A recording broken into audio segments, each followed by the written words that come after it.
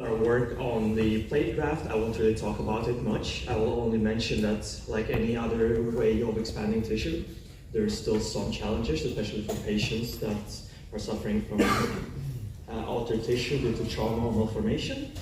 This lack of tissue can create poor wound healing, and this can lead to things like fibrosis or poor restoration of tissue function in the patients. However, our potential solution to this challenge is to try to potentiate our plate graft by trying to add things like drugs or microRNAs or any other lipid nanocarrier type particle to try to stimulate native wound healing in the tissue to try to basically improve the wound closure and tissue function restoration in the organ. So our goal with this project that I'm talking about is to try to create a 3D model for in vitro wound healing studies in the vaginal organ. So in essence, what we want to do is to create a more or less standardized platform for wound healing studies, to study like the mechanism of revitalization, as well as have a screening platform for drug testing to see if we can accelerate wound healing as well. And this is, in part, we want to create something that is more representable than just a 2D dish with cells, as well as keep the ability to use human cells and reduce the necessity for animal model usage. So this system that we developed was done in collaboration with our colleagues at Dr. Balduc's lab in Quebec, Canada, at Lewis to the Quebec University level, where they use self-assembly as a methodology to create tissue equivalents by using mesenchymal cells from the patients, and then trying to stimulate the native production and secretion of the stromal component of the tissues to try to make the cells recreate their native ECM structure in order to create something that resembles a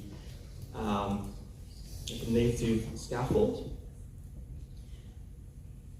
And this results in a model or a tissue equivalent that doesn't require any kind of exogenous material and creates a more biosimilar or natively similar scaffold for your 3D culture system, as well as allowing you to use patient autologous cells. So the method, like I said, relies on using the cells from the organ, which then create your stromal equivalent that looks something like this.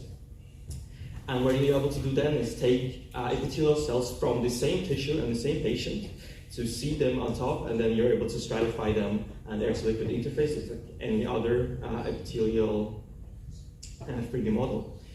And what is important here is specifically the fact that you're able to use the same patient and the same organ, so you're able to retain. So the step 2 was to actually apply this as a wound healing model. So we wanted to create a wound.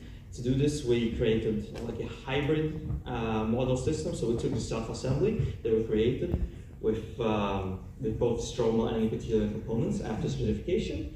And then we added a layer underneath to support the graft, which we constructed using plastic compressed collagen. And the idea was then to basically overlap the two models to stroma as well as epithelial layer on top, with successfully being able to stratify the epithelium into native vaginal-like structure. And they also showed correct epithelial phenotype with both expression of mucin as well as glycogen-rich squamous epithelial cells on top. So as for the results when it comes to wounding, we performed wounding using a 4mm punch biopsy that was used to create almost a puncture wound through the self-assembly layer on top. And then we terminated the models at early time points of wound healing, since we actually wanted to capture like these early stages of wound healing, so the cellular reaction, the immediate reaction to the wound creation. So here is a few images of how it looked like. So this is at 2 hours. We saw that we successfully managed to damage both the epithelium and the stroma, so the mid-wound area is The cross section showed just a completely whole stroma, and then we saw like nice and clear wound edge. And after 24 hours, we saw this was the earliest point that we could see the start of the closure, so epithelial migration onto the wound area.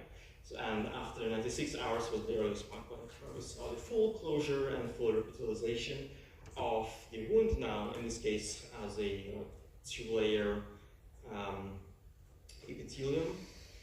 So this is actually the time points that we're most interested at, but as a reference, I'll also show you how it looked like after 1 week.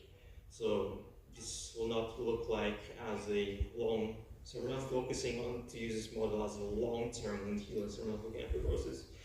But here's how it looked like after 1 week. We saw start of stratification, the hybrid system using self-assembly to create a wound healing model for vaginal epithelial tissue that we're aiming to apply to study early stages of wound healing, and our future plans is to use this to actually create